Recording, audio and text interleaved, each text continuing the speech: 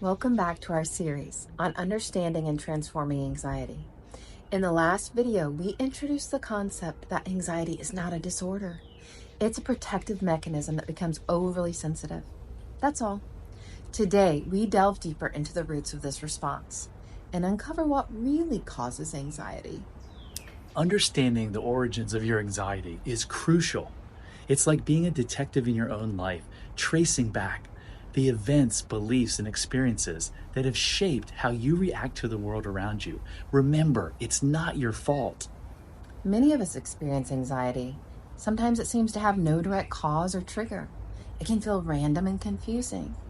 However, anxiety often stems from deep-seated fears and learned patterns that developed early in our lives. Think about it this way. Imagine growing up in a house where things were always a bit unpredictable or stressful to some degree.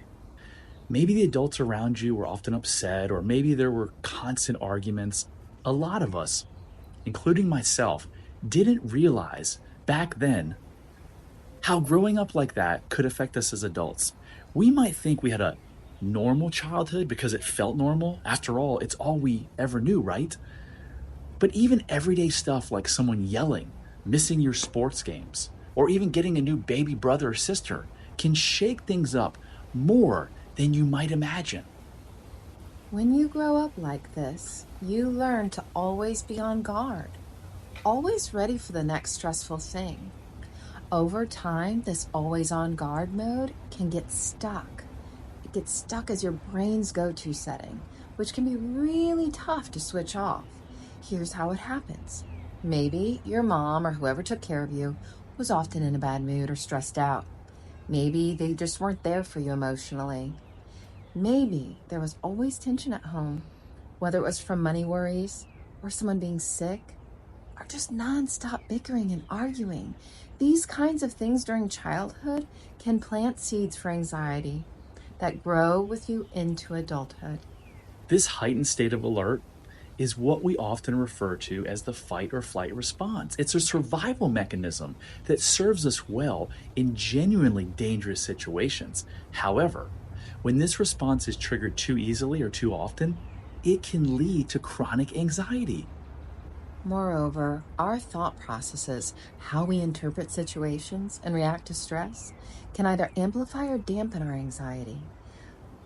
Not really thinking that things could ever be good enough, or always thinking about the worst, perhaps black and white thinking is either really good or really bad, can make situations seem more threatening than they actually are.